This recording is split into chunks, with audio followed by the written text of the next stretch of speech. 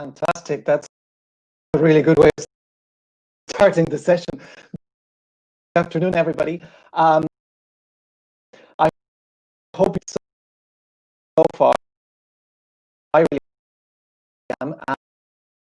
And particularly, I want to say my first thanks to supporting us all the way to see this happen once and for all about the business response to COVID-19. We're going to get to tell you a little bit about who's behind. You have all been in some of the sessions already.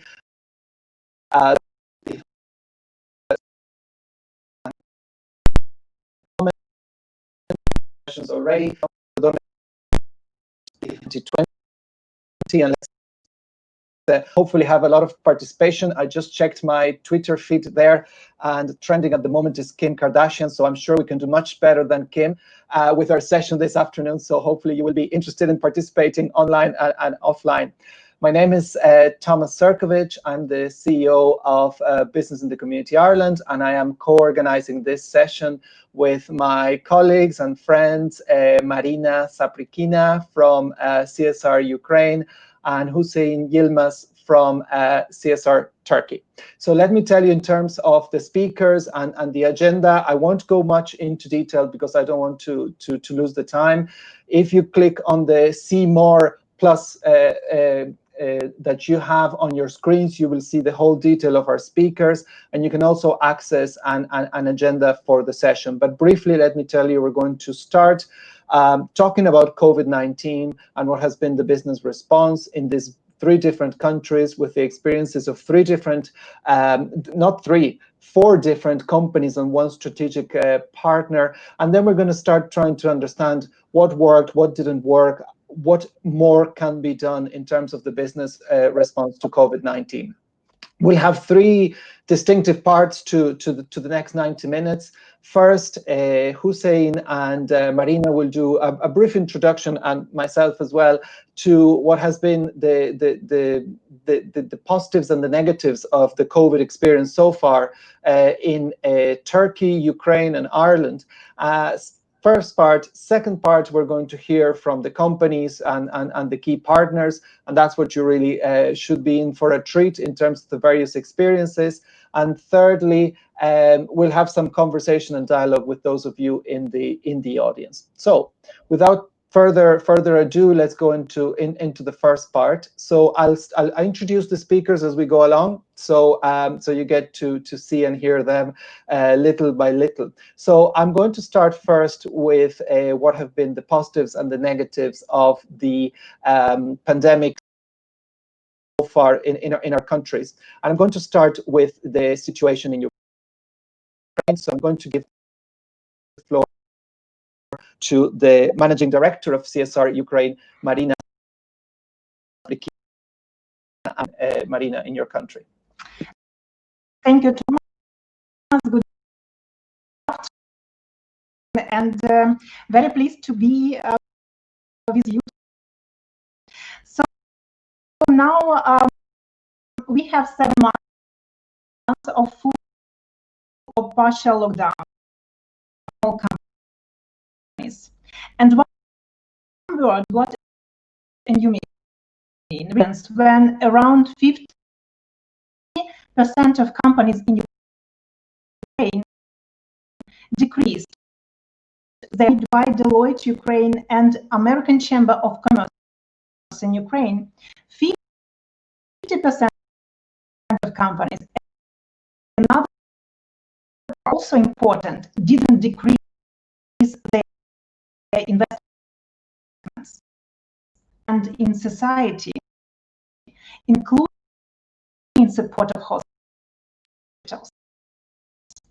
For months of lockdown in Ukraine, helped hospitals and doctors in Ukraine collectively helped to support help the beginning of protection means purchasing of hospital equipment. Two categories: needed support mostly support hospitals and employees were for 3/4 of companies in Ukraine. Remote work now is a reality, and here people started to work more and with no case or with little case for work-life balance. And from one hand, it's good to get familiar with families of employees. And I've heard that some CEOs were very pleased that they did know their employees and their families better. But from another, companies started to think whether everything is good in families. And one employee told us, sometimes black screen in Zoom is perhaps not just a black screen. Perhaps it hides something. Behind the black screen, we do not know what happened to employees. And perhaps, unfortunately, there could be some signs of domestic violence.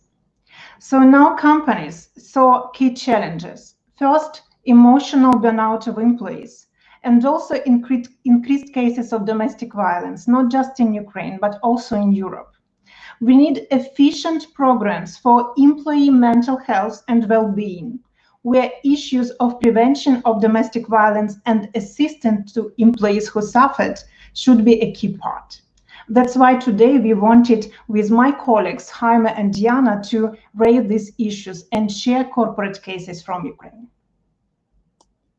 Fantastic. Thank you. Thank you very much, Marina. That's a really good way of setting the scene, and I think it is really important that you raise the issue of domestic violence and gender-based violence. So very much looking forward to that conversation. Now we're going to change geography and move Mediterranean-wise to Turkey. So let me introduce you to the Executive Director of CSR Turkey, Hüseyin Yilmaz. Over to you. Hi everybody from Istanbul, another side of the Black Sea, also with Mediterranean side.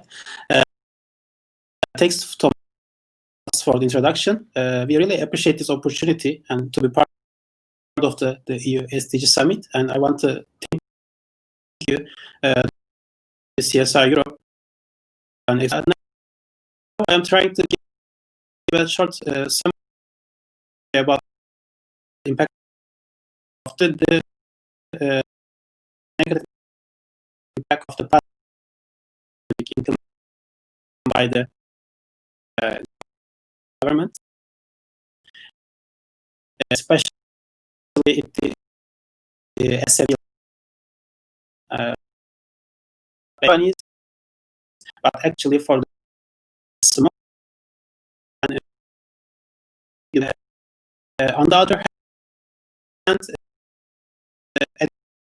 degrade in the summer time, pandemic time. This economic issue.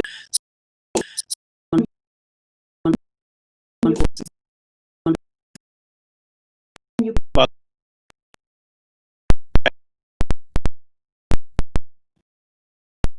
in case of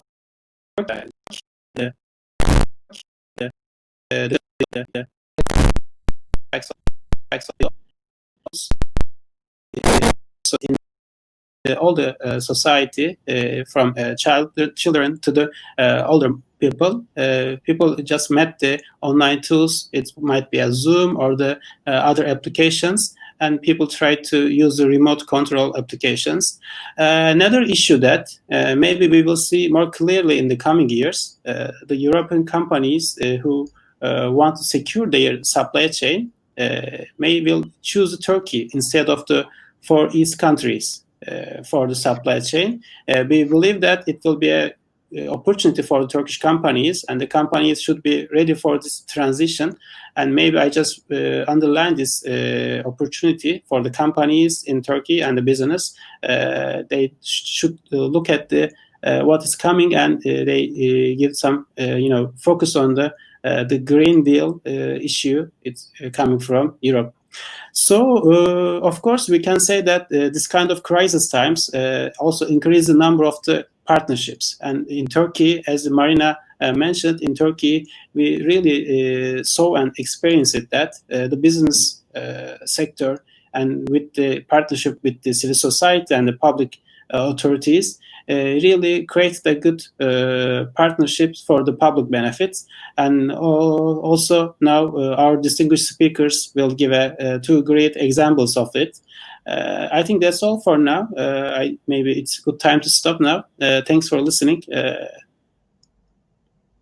Excellent. Thank you, Hussein. And I might just complete, because Europe is very diverse, but at the same time we have a lot of very similar issues. So let me very briefly talk to you about Ireland, and I also have one of my member companies who might correct me if I'm wrong. But definitely, what the pandemic has brought to Ireland is that duality between the sectors of the economy that were surviving and actually thriving, and then the sectors of the economy that were quite battered, and obviously that duality has brought in itself difficulties around the sectors of the economy that were more or less prepared for the virtual world, for the remote-based world, and I think that's something we can discuss. In my organization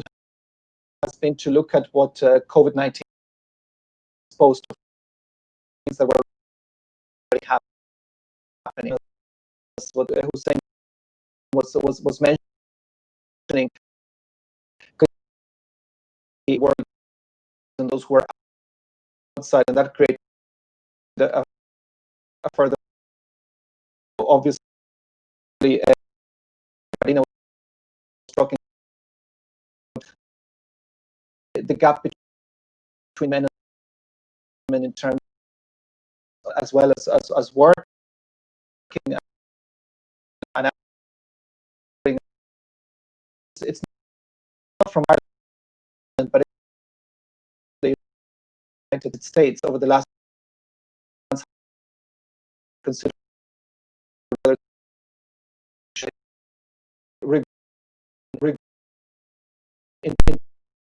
so very many other society, other issues that were happening, housing,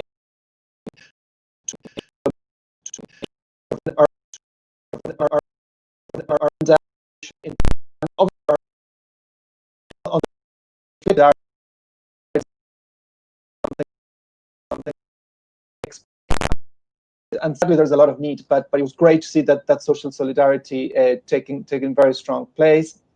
Another concern that many businesses had, and which was mentioned by Marina before, was the issue around isolation, mental health, and minding the mental health of employees. So hopefully we will talk about that later this afternoon as well. For companies, obviously, it was about understanding that desire to help and to cooperate. And it was exciting to see that response happening, and great communication inside companies. People felt, that despite the isolation, they were more communicated than ever. And the final thing I would say, which we have seen, is that this whole journey towards sustainability and towards the SDGs, because we are in an SDG summit, has remained very strong. So that approach toward the E, the S, and the G has remained very strong. So there hasn't been a change or going backwards in terms of saying this is not time to look at climate change because of the crisis. This is not a time to look at social inclusion because of the crisis, which is very, very, very good. Okay, so that was kind of the first part done, and glad to report that we are doing well with with our timing. And we're going to move now into the lived experiences. You've heard in theory from Turkey, from Ukraine and Ireland. This is what we were seeing. But now let's look at the specifics and what happened in different countries. So we're going to do another tour of Europe. And I might start in Turkey, if that's okay. And we have two companies, as Hussein was telling us. And I would really like to start with Yasemin, because I was really impressed by the work of FIBA Group, and I was really impressed by the scale of the company. So I would like to introduce you to Yasemin Sirali. She is the social investment director within FIBA Group, and FIBA has done a very interesting journey in terms of understanding how they can support within the response to the pandemic. So can I hand over to Yasemin, and can you take a few minutes of what putting this panel together. The FIBA Group that I'm a part of, it's a group of over 77 prominent bankers, and the group is very much active in actually financial services, from banking to insurance, but also including renewable energy, real estate management, hotel management. in of our audience, Europe, you know, 11 other countries, all of these active to employees, and over $15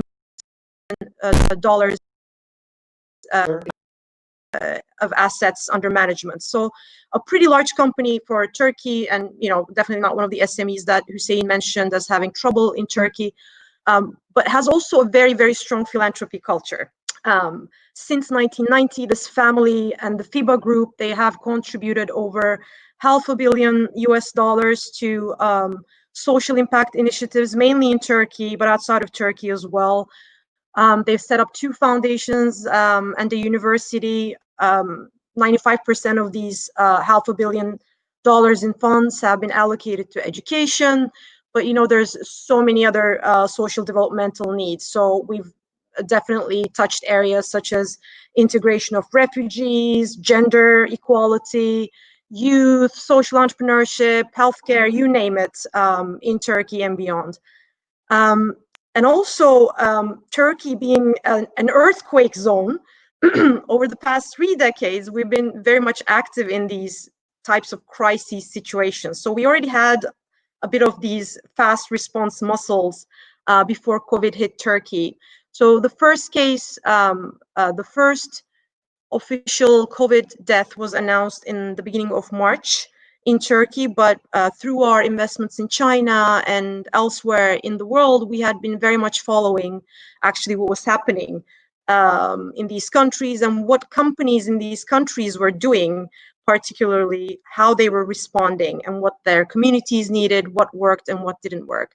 So before March, we had already started doing our research. And once it hit Turkey as well, what we ended up doing actually was, one, we did a bunch of things, but I highlight just a couple. One was we enhanced this research further and actually ended up publishing it on several platforms, including HBR. But we basically compiled around 300 data points. These are company responses, different companies responding to COVID. And we tried to analyze it in order to provide a framework to company leaders in terms of optimizing their sustainability dollars in responding to COVID. So, people could choose cash, donations through using their cash, inventory. They choose to support their supply chains. And if they had the vision and the financial resources to do so, they could actually transform their operations, transform their production lines and produce these goods that were more needed in those acute periods of COVID. But this research also enabled a lot of discussions, I mean, we knew this was coming, all of us, I think, but the public was very vocal about their expectations from the private sector, that they expected the private sector to actually contribute a lot to the COVID response. So I think there's still a flurry of activity. I think a lot of us here can imagine what's coming. We did a lot of provide and activities ranged from, I mean, we all became pretty literate in medical terminology at that point, from later to ICU beds to one that I'm very proud of is in infusion as part of a copy, as part of did that to a large public university hospital in Istanbul. We also reached out to a lot of the healthcare workers that we could. Swiss Hotel in Turkey is under FIBA's management, so we opened the doors of the hotel to healthcare workers that work in the vicinity hospitals of the hotel. We provided them with meals, these hospitals, and fresh clothing kits through our retailing inventory. And we also responded to the relief efforts that were generated, that were started up by the public sector. A bunch of large companies in Turkey did that as well. Overall, we contributed about $2 million to these efforts, and these were very much, in the acute first 6 months of the response. But going forward, what we plan to do is, and what we already started doing, is really, again, go back to our focus on education. And there was already so much inequality in terms of access to quality education. So with the digital divide, that inequality that has further been exacerbated, we want to alleviate that. And whether it be the donation of devices or, internet data packages to kids in underprivileged families, we don't want them to fall out of the system. We want to make sure that they can access these online learning opportunities. Gender-based violence was mentioned, so I want to say a couple of words about that as well. Through our foundations, we had done a lot of work in preventing gender-based violence, and especially engaging men in that conversation, in that prevention. So going forward, we will definitely be focusing on that a lot more, as well, as that is a very prominent issue in Turkey as well. Fantastic, thank you, Yasemin. I think it's really interesting because you have described a very large company, obviously, and a very broad range of solutions and responses, and it's fascinating to look at the website of your group because it's so dynamic. My question for you would be, was it difficult to decide which areas? Because I'm sure the list is never ending of the areas where you could put your money and your effort and your energy.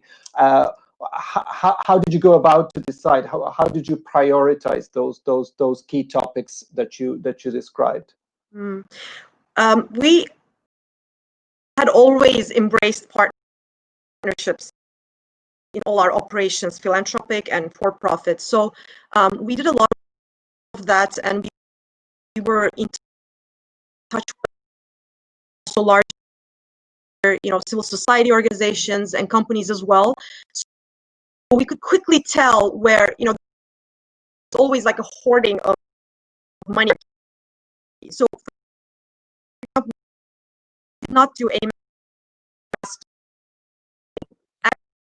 actually we ended up not contributing to a couple of things that were on our list that we thought, we luckily did not lay off any employees, and we already have the dollars that are needed if anybody gets sick, so we didn't do that. We thought the smaller civil society organizations were going to need a lot of help for sustaining, their operations.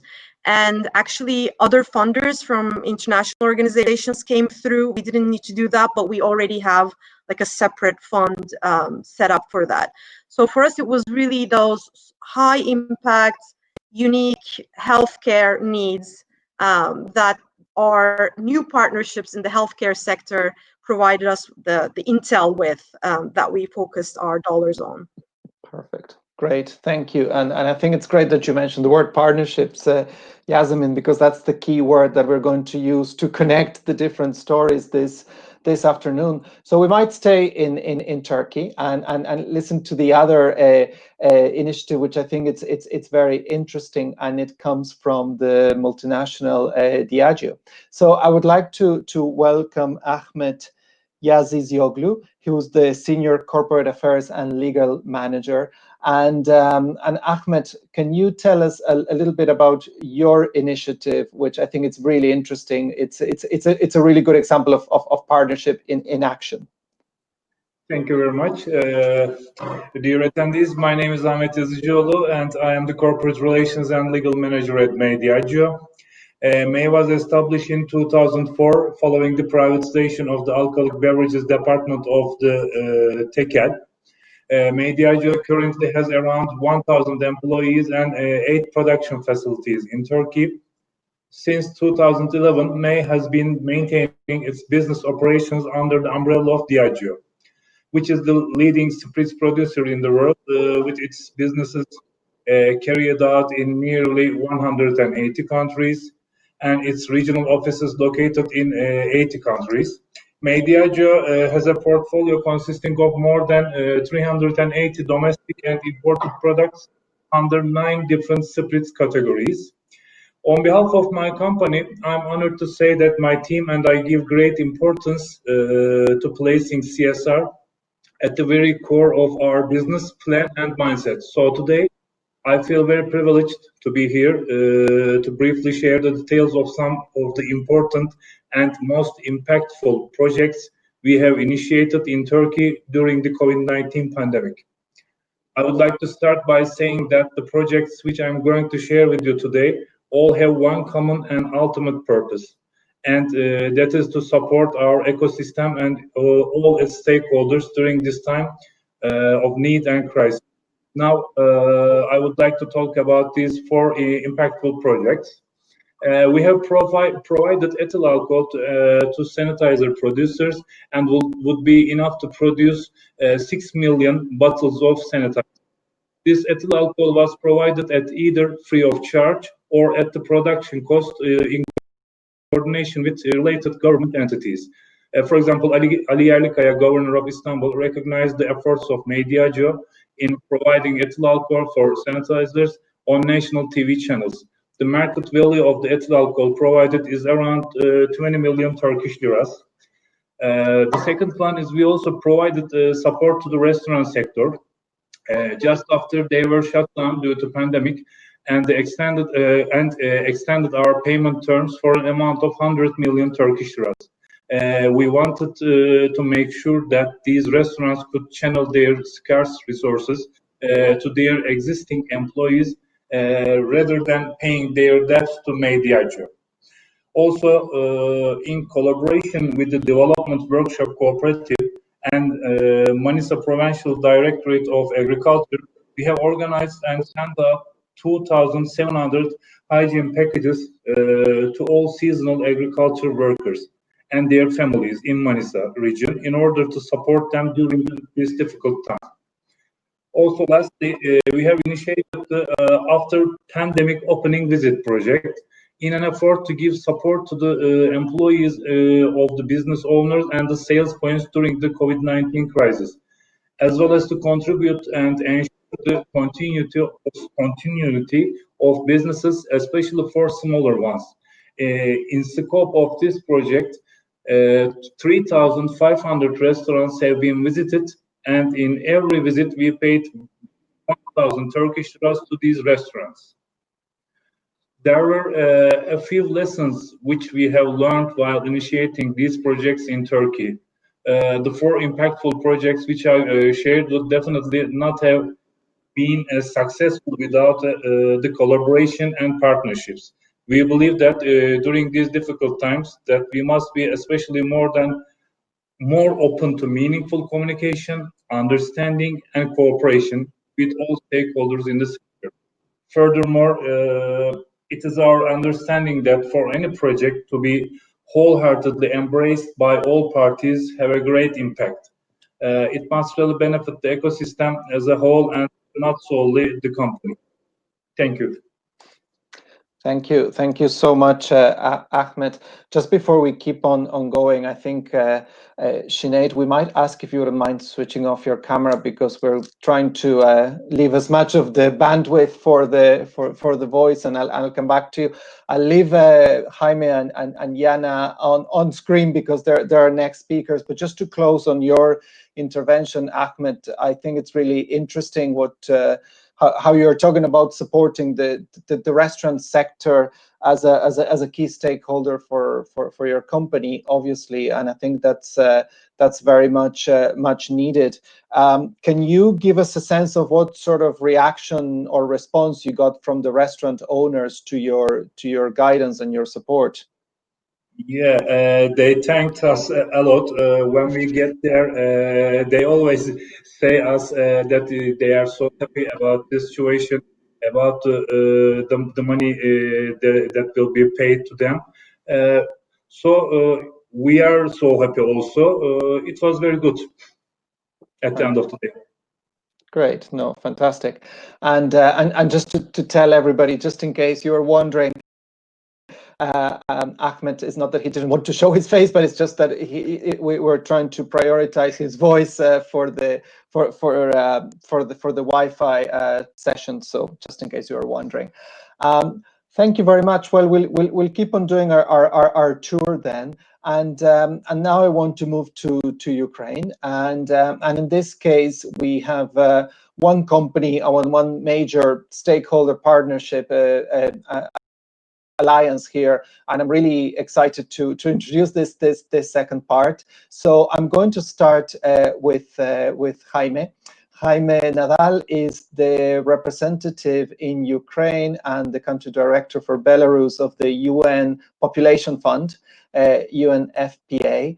And Jaime, I'll let you sort of set the scene in terms of your role and how you got involved into this whole issue of domestic gender-based violence, and then we'll switch over to Jana to hear about the company experience. Thank you. Thank you very much, Thomas, and let me add my voice to that of those who preceded me in terms of congratulating CSR Europe for this very important summit. Well, let me say 2 words about UNFPA. I mean, UNFPA, the UN Population Fund, is an organization that is part of the United Nations system, was established back in 1969, works in over 150 countries and territories globally, with a workforce of about 5,000 staff members. In Ukraine, we have an office that opened in 1997 and has currently 35 employees who basically work to deliver on the mission of UNFPA, which is basically to deliver a world where every pregnancy is wanted, every childbirth is safe, and every young person potential is fulfilled. We do that also very mindful and in the framework of the SDGs, and I'm very happy, that we are. I mean, this event, this summit, is really a realization of the vision of the SDG 17, the one that calls for partnership for development, because indeed, development is not something that is the responsibility of governments anymore. It's everyone's responsibility, and the role of the private sector and the business sector is absolutely fundamental. Well, UNFPA plays an important role in the context of the UN system in dealing with gender-based violence in humanitarian settings. And because of the conflict affecting Ukraine, back in 2014 and 2015, we started developing a model that would enable those women suffering from gender-based violence to access services in the context of the conflict, affecting mostly the east of the country. In that context, we established psychosocial support teams that were mobile teams who were going to the different isolated communities and providing, services and referral to victims and survivors of gender-based violence. We established a hotline. We worked together with the Ministry of Interior for establishing police units that were specifically dedicated, trained, and equipped to provide support to survivors of gender-based violence. It's called Polina. We also opened a number of facilities, including shelters, daycare centers, and crisis rooms, where victims and survivors can go in order to seek protection from that situation they are facing. And we also made a link to the health sector by establishing a dedicated health unit that provides services to victims and survivors of gender-based violence. COVID-19 has put all that system that we've been establishing for the last 5 years under significant stress. We've seen a huge increase in the number of cases.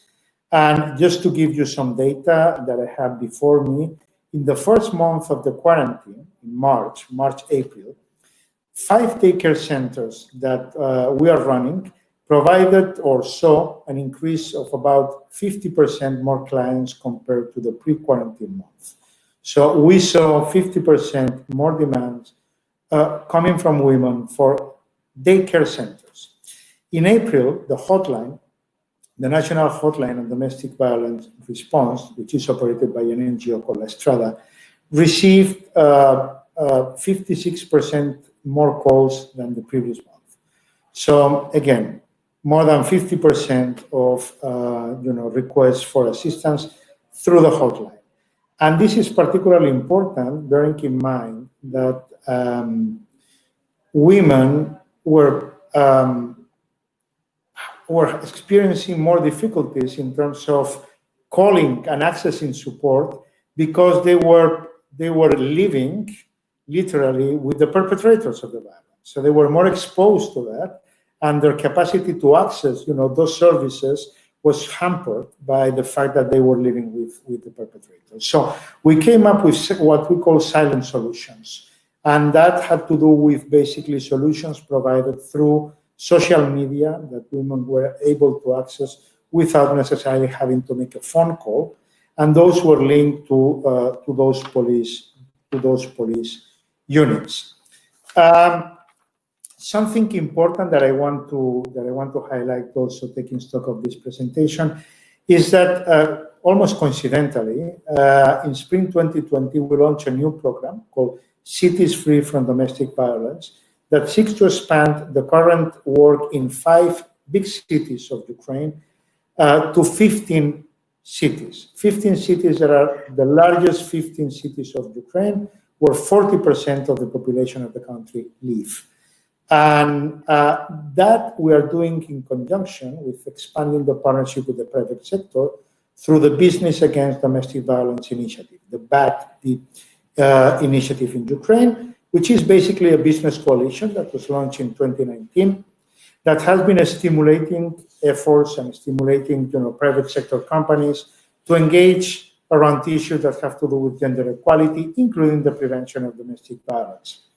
More than 27 businesses have already joined us in this initiative, which basically seeks to work around 3 pillars. The first one is to mainstream gender-sensitive approaches in the work of the companies, creating the conditions for decent work and equal employment. And indeed, Thomas, I'm very concerned about the data that you presented about the US, about women opting out of the labor market. This is something that is very worrisome, and this is precisely something that we are trying to sensitize businesses in Ukraine to keep women engaged and working in the labor market. No? The second is to contribute to the prevention of domestic violence and establishing policies, internal policies of zero tolerance all forms of gender-based violence in the company at the corporate level. And the third one is to promote cooperation and knowledge transfer among the different companies. We believe that private sector, there are many good practices that can inform the work of other companies that want to start dealing with these issues. And we believe that it's very important that that happens, because the reality is that that line between the private life and the life, the life of women and the life of any employees, actually, in the company, the professional life, is very blurry right now. I mean, that line has almost disappeared. We see more and more women and men working telecommuting, working from home, and we see much more exposure to the possibility of suffering gender-based violence, and a greater difficulty at the corporate level to guarantee the well-being of their employees, and to guarantee the fact that their employees will be free from any form of gender or domestic violence. This is a matter of human rights, but it's a matter of human rights that is right there in the intersection with the productivity and the well-being of the workforce of companies.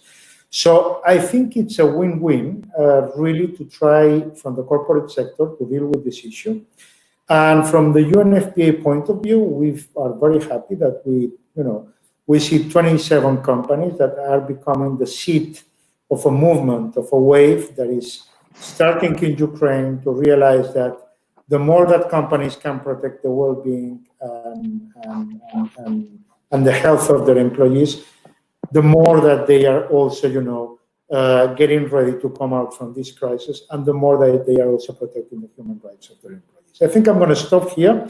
I'm ready to answer any questions that you may have. Thank you. Fantastic, Jaime. Thank you. That was really interesting, and it's interesting and sad at the same time that some of the issues that you are describing are so universal. For instance, around domestic violence and the terrible image of the victim sharing the roof with the perpetrator of the violence. It sounds absolutely terrible. So let's turn over then to StarLightMedia, which is one of those companies that have been actively participating. So also with us is Yana Wancharenko. She's the sustainability lead within StarLightMedia, and I'd really like to know exactly what you did and how did you respond to this very, very big challenge. Hello, everyone. I am really deeply honored to be here today. StarLightMedia is a leading Ukrainian company which is specialized in production and distribution of content to television broadcast and digital platforms. Our company united 6 Ukrainian TV channels and more than 2,000 employees. Up to 98% of national TV audience watches our programs, but our corporate understanding of responsibility is connected not only with the success of our products and services or revenue. As a business and as a media leader, we share the responsibility for the positive changes which must happen for the development and sustainable future of our society and the planet. That is why StarLightMedia committed to social development goals, oriented to social development goals in improving our business and media products. For example, our CEO is the first Ukrainian CEO who signed Women's Empowerment Principles. It was the beginning of our way for equality and sustainable development. So when the pandemic started, we were looking for qualitative solutions and aspects where our company can be more useful for society. First of all, we started large informational campaign about protective measures for people during the COVID and urged Ukrainians to stay at home. This campaign covered more than 20 million of Ukrainian viewers only for the first months. However, thanks to our partners from UNFPA and CSR Ukraine, we understood how much COVID affects other social spheres. As signatory of the Declaration for Gender Equality and Prevention of Domestic Violence, we have already known how serious and knowledge and believes that business can play a great role in prevention of domestic violence and supporting its victims. So we had plans about informing our employees and viewers about the problem and expressing zero tolerance to any form of discrimination. But when our partners from UNFPA and CSR Ukraine showed us the stats during the lockdown and we got that numbers of victims number was doubled, we understood that informing about the problem is not enough. So we decided to create our own corporate program against domestic violence. We understood how sensitive and complex this theme is, so all the process of creating this program was supported by expertise and consultation of UNFPA and CSR Ukraine specialists. Now the program is covering the support for victims in 6 fields.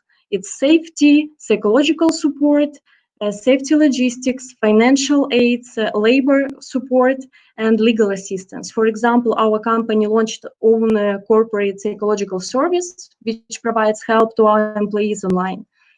Also, program includes tools for changing workload and tasks. In other words, victims can cancel public meetings, presentation, or change work schedule, and of course, it will not affect the salary.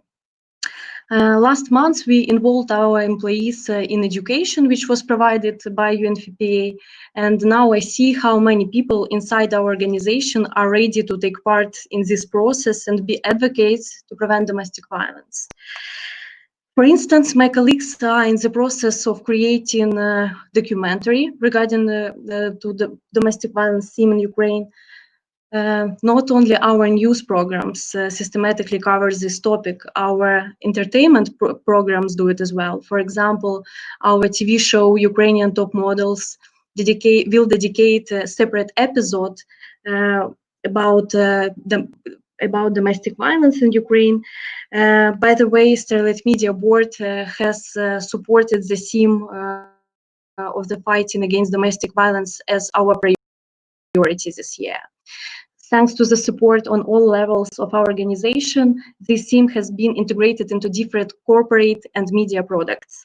All in all, our activities will extend every day, and particularly thanks to our partners. Thank you.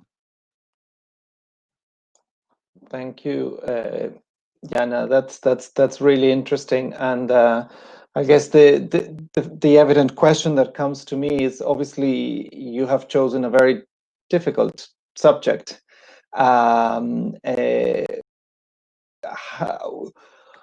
What sort of process did you have? Was this how did you decide? A little bit like in the example of Yasemin, how did you prioritize, or how did you decide that this was it? It requires quite a lot of bravery, I can imagine.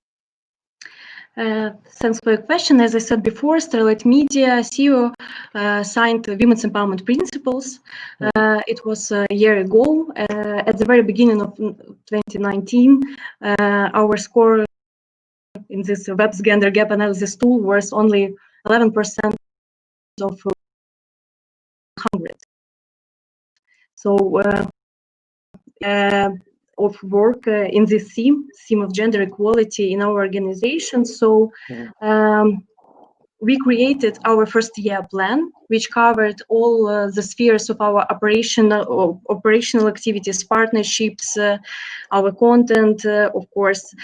So one of these points in this our plan, it was informing about domestic violence. But actually, thanks to UNFPA and to CSR, thanks to this educational and working process with partners in frame of a declaration, we understood that informing is not enough, that domestic violence problem is really a serious problem for Ukrainian society. We need to be more complex, more sensitive in this theme. We need a great partnership. And I really appreciate that the work of UNFPA and CSR Ukraine. So I think that the best decision in our project, it was this partnership. Fantastic. No, I think it's really good how you recognize the journey that you had to go and the gap that was there. So thank you very much, Jana, and we'll come back to you later on. So we're going to complete our tour of Europe. Now we're going to jump to the extreme opposite from Ukraine to Ireland, and just to remind our participants this afternoon, if you want to start putting any questions or comments in the chat, please do so. And yeah, so now let's move over to Ireland, and I'd like to welcome Sinead Smith. Sinead is the head of corporate responsibility at A&L Goodbody, and I will let Sinead explain about her firm and how you have approached your business response to COVID, which I think it's quite interesting and a different approach still, but very focused on impact. So thank you, Sinead. Thank you, Thomas. And just checking you can hear me properly, given that I had some technical issues. Perfect. Thank you. I'm delighted to be part of this panel this afternoon. And it was so interesting to hear from our European counterparts about the work that they're doing in response to COVID, but in particular to gender-based and domestic violence, because only today in our own Irish media, calls to our police force for domestic abuse and violence are up 18% this year. So as you said, Thomas, this is very much an international issue, unfortunately, but really highlights the good work that our counterparts are doing in this area. So I am Sinead Smith. I work for A&L Goodbody, which is one of the leading corporate law firms in Ireland. We have about 900 employees in our organisation, with about 550 of those being from the legal side of the business, and then the rest being from the business services side, which I am one of those employees. Our main office is in Dublin, but we do also have offices in Belfast, and then we have a small presence in London, New York, and San Francisco. And just to give you a sense of, since the pandemic hit, we are largely working from home since March 2020, and the likelihood is that in the short term we will be all working from home for the foreseeable future. So when Thomas asked me to be part of this panel, we decided that we would focus on employability as the area where we focused on in response to COVID. But just to give you a bit of context to why employability and employment is such a key focus for us at A&L Goodbody. This employment is a key area of focus as part of our community investment programme. And the reason that is because we are located in the northeast inner city of Dublin, which is a very socially disadvantaged area, and where there is a high level of unemployment, particularly with young people. But it also forms very much part of our diversity and inclusion strategy under the social mobility strand. And we're really only starting this journey where we are trying to break down barriers and perceived barriers that have developed over time in relation to employing people from different backgrounds into our firm.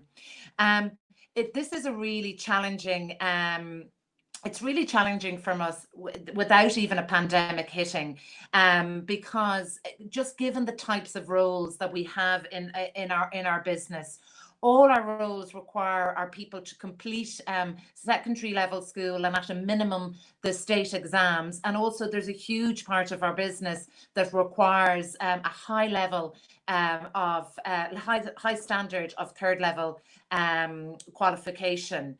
So, whereas that minimum requirement probably won't change, the pool of participants where we recruit from can. And we know if we don't widen this pool, we are losing out on a wide, diverse talented population of people that could potentially work in our firm. So what are we trying to do to change this? Well, there's lots of internal policies and practices that we need to change, and we're actually working very closely with Thomas and his organization in implementing the inclusive employer blueprint, which helps us to be a more inclusive workplace and also to reduce social inequality. And we're also working with a lot of external organizations. So we work with third level institutions to work with their access programs so that we can have access to a different pool of potential law graduates that can be part of our trainee solicitor program. And we work with local organizations to support the employment of local people, in particularly young people. And one of the organizations we work with is called Career Leap, which provides training and work experience for young people in our local community that may not have completed school, may not be in training, and we give them training and work experience, and so do other corporates in the local community. And I'm delighted to say that the main aim of this is that they will get more long-term employment. And I'm delighted to say that one of the Career Leap participants has joined our IT department on a full-time basis. We also work with business in the community and their employability programs, and they support migrant workers, long-term unemployed people, and women returning to work after a period of time. And this is the initiative I wanted to focus on today, and how we pivoted this program to support these individuals during the pandemic.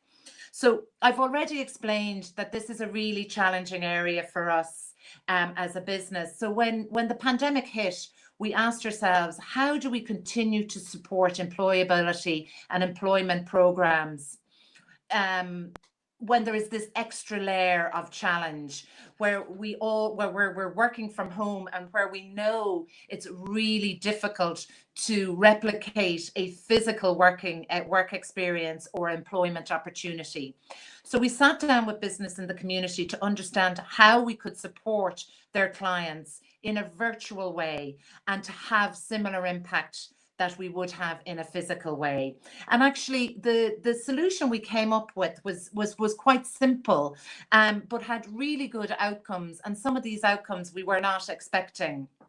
So what we did was we invited the clients of the business in the community employability programs to do a virtual tour of our company.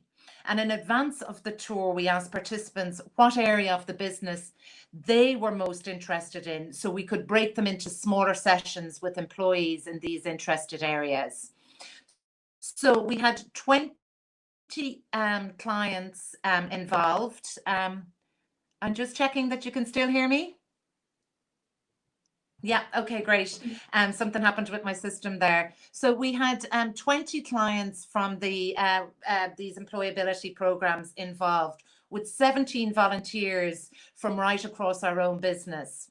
It was an hour session, and we did it over Zoom, but obviously other virtual platforms could be used. And basically what we did was we gave an overview of the company, and then we broke our participants into breakout rooms where they could talk in more detail with people who work in their area of interest. And it gave the participants the opportunity to ask more specific questions about their preferred area. So as I said, it lasted an hour. And what was the outcome? Well, actually, just generally the feedback we got, that it was a really engaging session, not only for our participants, but also for our volunteers, who got to know the challenges that some of the people from our local community and other areas of our city were experiencing, particularly through the pandemic. And you know, no, did anybody get a job from participating in this session? No, but actually what happened was that we realized by moving this session online that we were actually able to reach more participants from these employment programs, and that they were, we found that they were able to apply for open roles that were in our company. And whereas again, they didn't reach the opportunity to have an interview with us, but because they were part of this program, we were able to give them direct and immediate feedback on why they were not successful and how they could improve their applications and how they could improve their CV for future roles in our organization.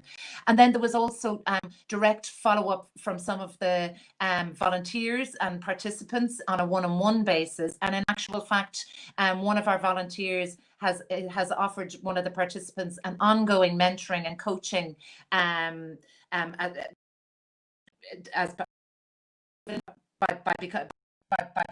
being part of the program. And then over Zoom and CV workshops with the participants as well. So for us, this was really there was certain elements of success to the program, but it also gave us a platform and a template to use for our other employability programs. And also we are, through our network in business and the community, have shared this type of a template with other corporates so they can reach the same cohort of people and give them more opportunities. So Thomas, I might just stop there. Sure, yes. And thanks, Sinead, because that's quite an innovative approach. I guess the question for you now is, evidently your colleagues in A&L Goodbody, I'm sure they're very busy and probably tired of so many screens and so many meetings. How did you persuade the participation of the corporate volunteers? Was it difficult? And how did you get them excited about what you just described, which is quite exciting? Well, actually, Thomas, what we're finding is that our volunteering is increasing during the pandemic. And I think the reason for it is because of the accessibility of Zoom, in that, yes, all our meetings and interactions are over Zoom, but volunteering opportunities now mean that you can just stay at your desk. You know, you don't have to commute, so there's less time involved. And we're finding once we offer our people a set amount of time and very clear instructions of the objective of the opportunity, we're actually we really are getting more engagement from our people from a volunteering perspective. We a couple of weeks ago launched a virtual flash mentoring program with another local community partnership, and actually we received 60 corporate volunteers over 2 days volunteering for this program. And I know in a non-virtual world we would not have got that amount of volunteers. Excellent. No, that is really important, and I think that is the similar situation with other companies, that there is a growing interest to volunteer, and that sort of closes our tour in a sense. But now we need to do the most important part of this session, which is number one, getting some opinions and comments and questions from the audience. So if there's anything, please do put something on the chat, and I'd love to put those questions to our audience. But now together. So I would like to stay for a minute or two talking about employees. So Sinead was talking in the case of Ireland about the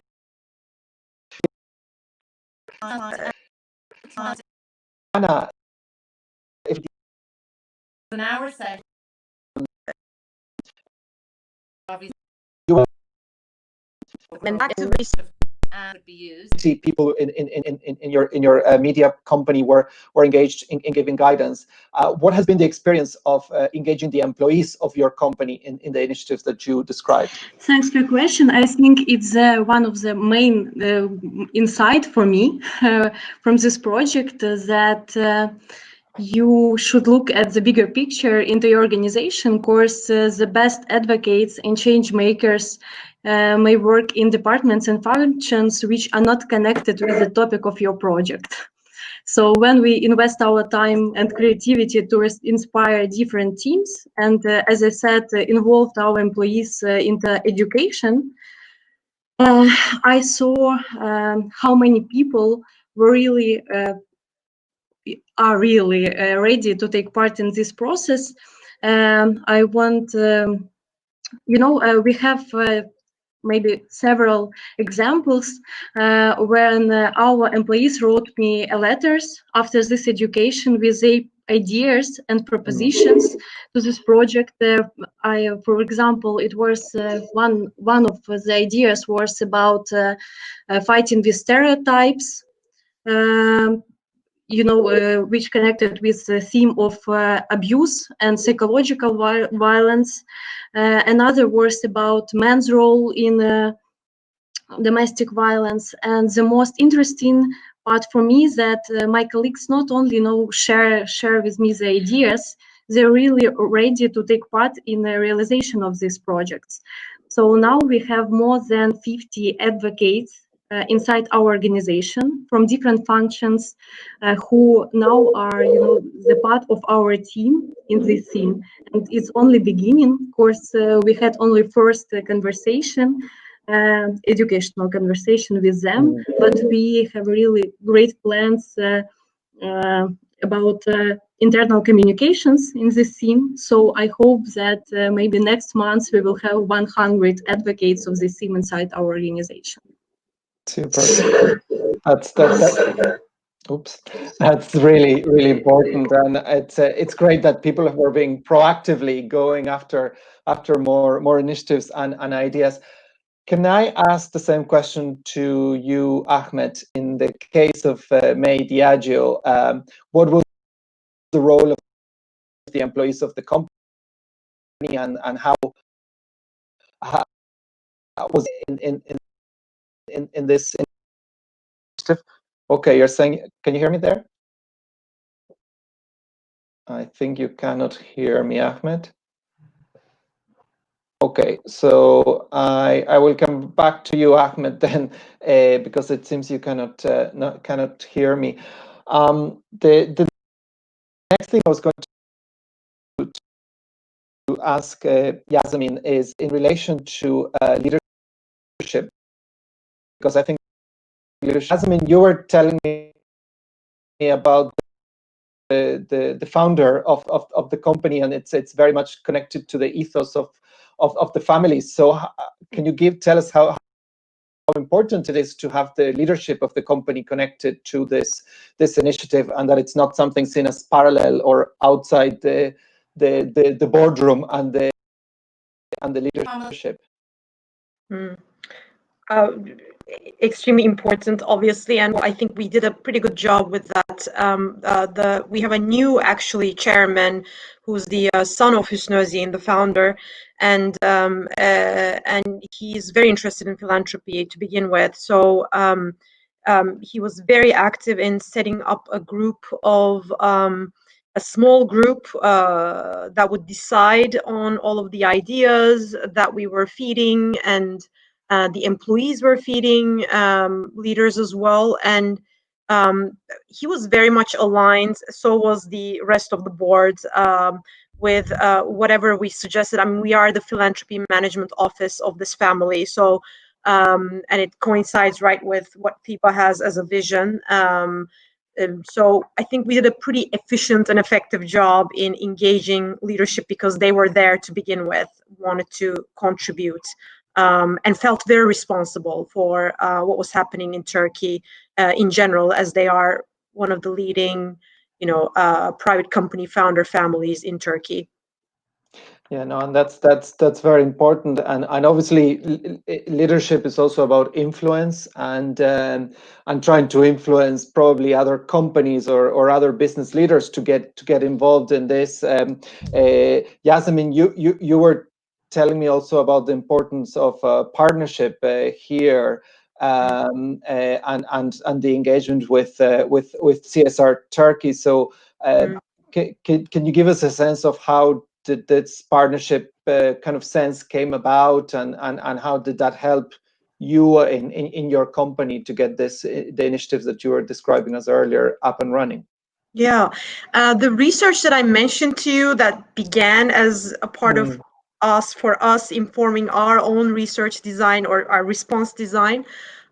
We did this, we published it, but we wanted more people. We were getting a lot of, our leadership especially was getting a lot of messages from other company owners saying, why are we not on this list? We also did this and that, which was great, exactly the response we wanted. And also a lot of our friends and community, they were saying, we're so glad that you have published this list. We wanted to know who was doing what.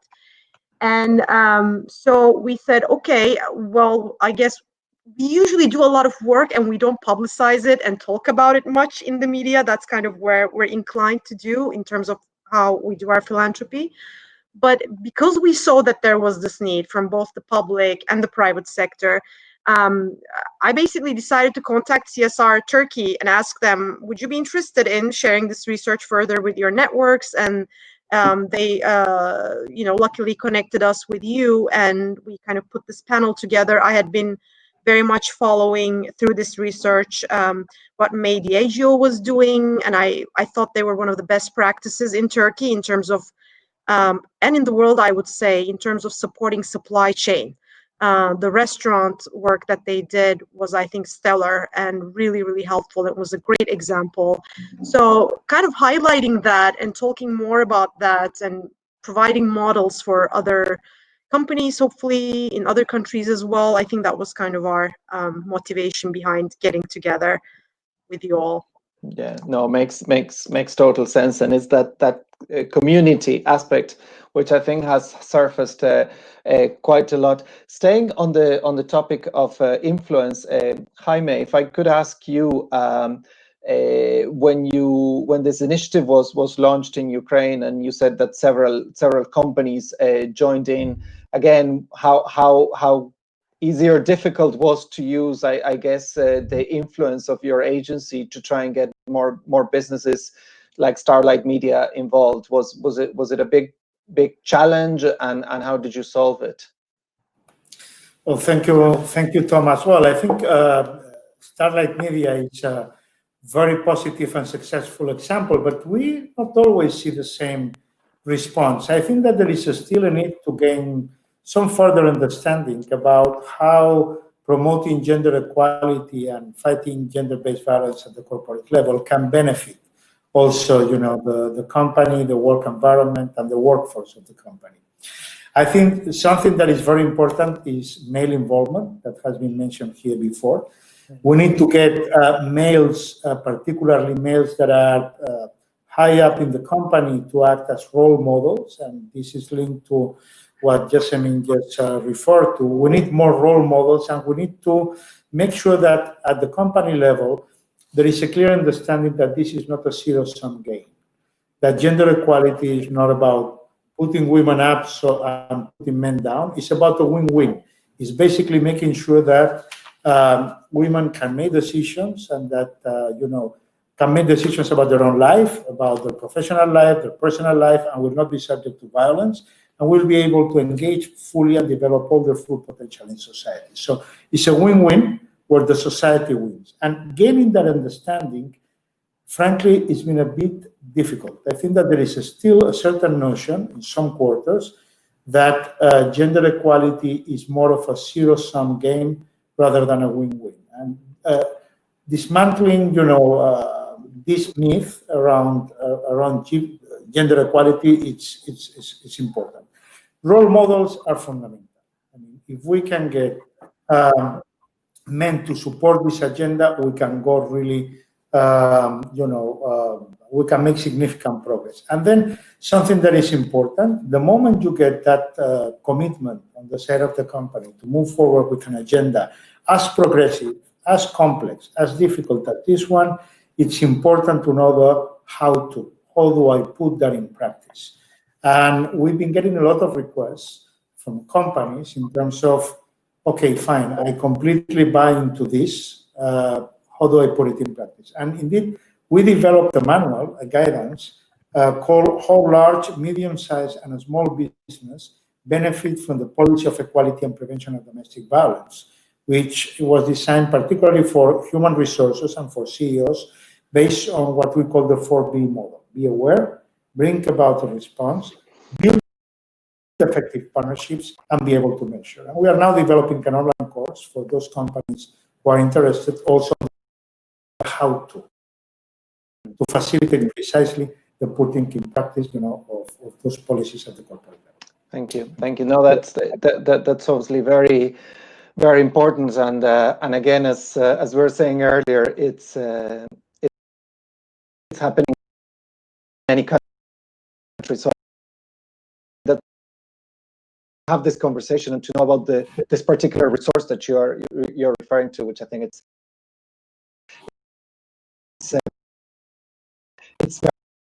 very distinguished audience is not asking any questions yet. So they're in some 10 minutes, more or less. Pretty good. What was happening? Pretty good. She named one pretty good action is pretty good. A change in the economy and therefore in your business as well. So how important is in your case the fact that the leadership of your law firm is supporting the initiatives you described? Well, it goes without saying that it's very important. So when the pandemic hit, we had a look at our strategy, and we decided with the management team what we absolutely needed to do, and what could we not do. And in terms of supporting our community through any of the educational initiatives, any of the employment initiatives, and any of the fundraising initiatives or the corporate donations that we would make to our community partners, it was agreed that they would all stay ring-fenced so that we could still support those most vulnerable in society. Because obviously when something like this happens, social inequalities and social issues increase, and the same with our pro bono practice. Obviously we're a law firm, and we have a very large pro bono practice in our firm, and we would do a lot of corporate law pro bono, but also we support refugees, we support victims of torture, and we support homelessness. And actually those issues are still extremely relevant, if not even more relevant, as a result of the pandemic. So again, it was very clear from the top that these were programs that we would still be supporting. And in fact, just like our volunteering numbers, our pro bono hours have increased as well. That is because there are pockets of the business who have more capacity now because of the way business has been impacted, but also again it's that opportunity that our people are saying, well, actually this is something that I can do and is easy to do, and therefore we're seeing an increase. But it's definitely it's been influenced by that top down and by our strategy not changing, or management asking us to change it. That's great. So bravery is a key word then in terms of the approach and making that bold decision of saying, our investment in the community stays, even if the other numbers might be more. To start bringing this to a close with some conclusions. And the first thing I want to tell you is that I want to apologize on behalf of our colleague Ahmed, because he was having trouble with his connection. So it's not that we don't want to bring him back. My counterparts with Marina,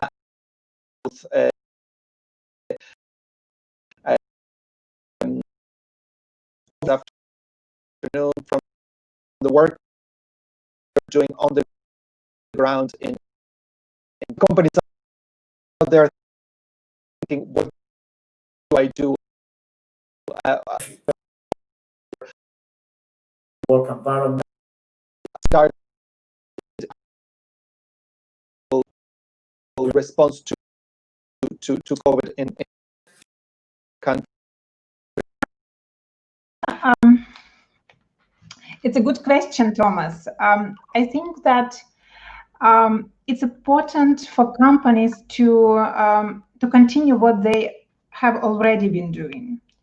And I think that for some companies, and now I also feel this as a CSR Ukraine, that some companies now they try to decrease for next year their, for example, investments in sustainability projects.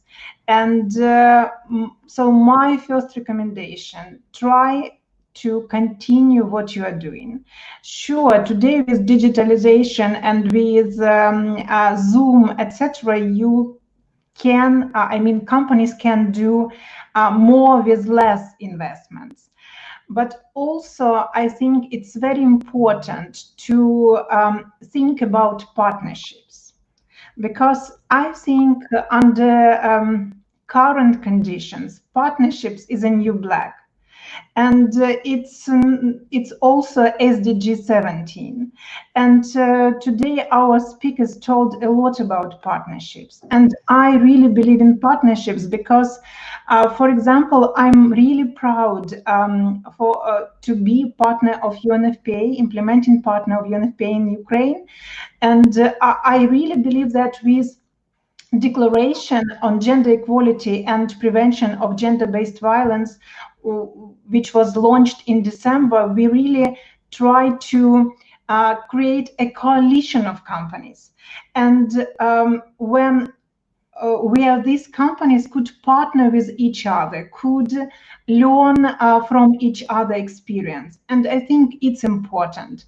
I think that now is the time for collective actions, for partnerships. And also, I know that CSR Ukraine really believe in this, that sectors could unite. And it's very important because sometimes companies are competitors, but it's very important to create partnerships in sectors for SDGs and for better life, for well-being of employees, of societies, of consumers, and countries in general. Absolutely, and that's a really good point that you were talking about sectors, because that's an excellent connector with the European Pact for Sustainable Industry that we are discussing on Monday, and we'll be discussing throughout the week. So thanks Marina for that. Hussein, what would you add anything else in terms of your top tips based on your experience working on the field with companies in Turkey?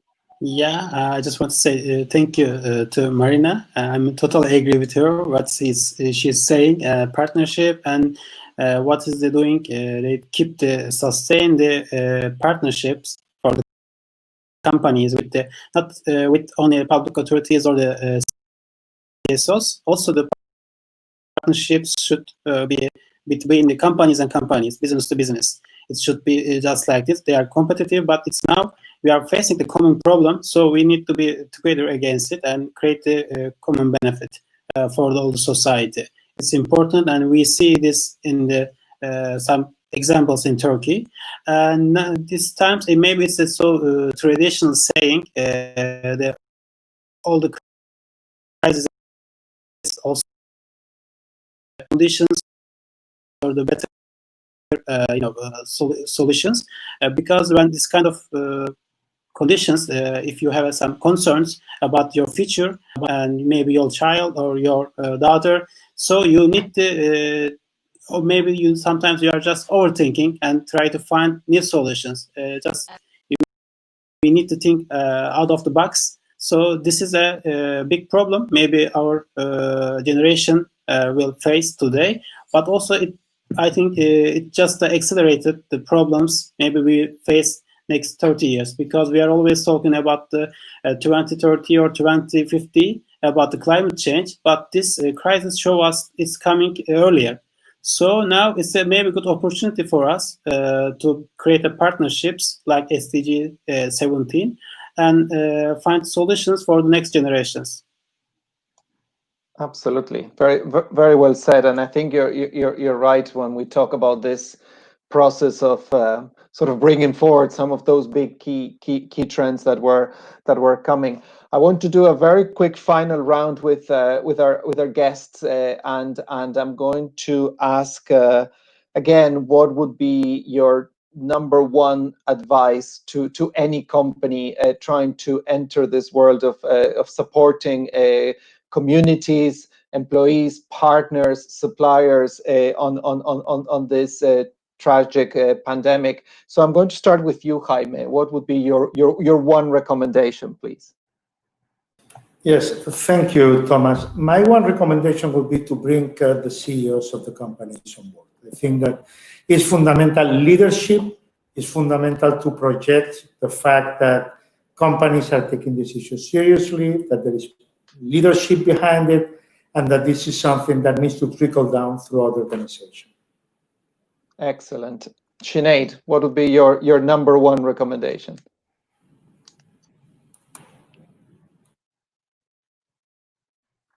Sinead, I'm just checking if we have you here. Sorry.